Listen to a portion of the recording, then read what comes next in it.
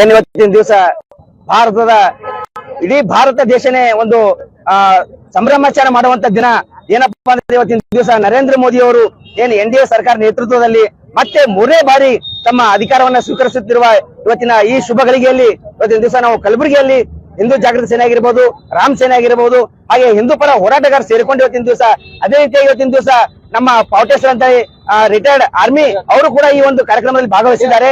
ಇದೊಂದು ಇವತ್ತಿನ ಕಲಬುರಗಿಯಲ್ಲಿ ಇವತ್ತಿನ ದಿವಸ ನಾವು ಎಲ್ಲ ಸೇರಿಕೊಂಡು ನರೇಂದ್ರ ಮೋದಿ ಅವರ ಫೋಟೋಕ್ಕೆ ಹಾಲಿನ ಅಭಿಷೇಕ ಮಾಡಿ ಪಟಾಕಿ ಹಚ್ಚಿ ಸಿಹಿ ಹಂಚುವ ಮೂಲಕ ಈ ಒಂದು ಸಂಭ್ರಮಾಚರಣೆ ಆಚರಿಸ್ತಾ ಇದ್ದೀವಿ. ಅದೇ ರೀತಿಯಾಗಿ ಇದೊಂದು ಇಡೀ ಭಾರತ ಅಲ್ಲ, ಇಡೀ ದೇಶಕ್ಕೆ ಇದೊಂದು ಸಂಭ್ರಮಾಚರಣೆ ಆಗುವಂತ ದಿನ. ಆಗೋಸ್ಕರ ಇವತ್ತಿನ ದಿವಸ ಎಲ್ಲರೂ ಸಂಭ್ರಮಾಚರಣೆ ಮಾಡಿ ಅಂತ ಇವತ್ತಿನ ದಿವಸ ನಾನು ಮಾಧ್ಯಮ ಮುಖಾಂತರ ಕೇಳ್ಕೊಳ್ತಾ ಇದ್ದೀನಿ.